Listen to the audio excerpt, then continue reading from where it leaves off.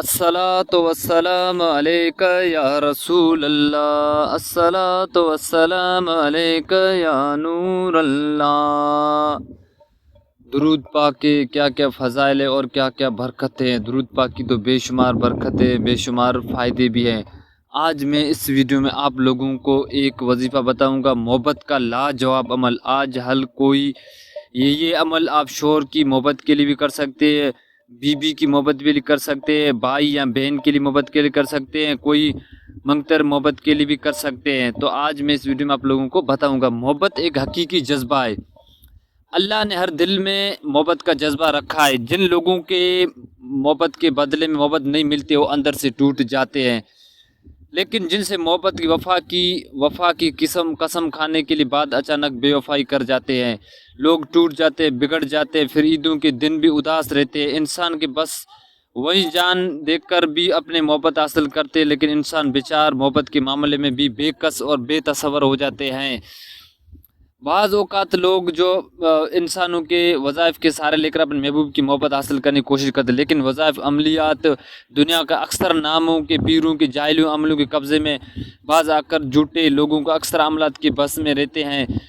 جس رب نے ہمیں کیسے تعویذات اور ذریعے لوگوں کو لٹاتے ہیں۔ افسوس کی بات ہے کہ ہم لوگ دنیا کی قدر نہیں ہے، دنیا کے لوگوں کی قدر نہیں، لکیروں کے فقیر بن جاتے ہیں۔ یاد رکھنا کہ جادو جنات کے ذریعے آپ کبھی کسی اپنے پیار کو نہیں مل سکتے ہیں۔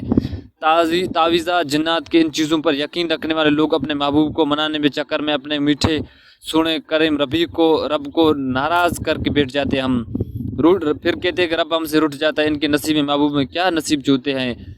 اکثر یہ سوال ہوتا ہے کہ پھر ہم کیسے اپنے محبوب حاصل کریں۔ آج میں اس ویڈیو میں آپ لوگوں کو درود پاک کا وظیفہ بتاؤں گا۔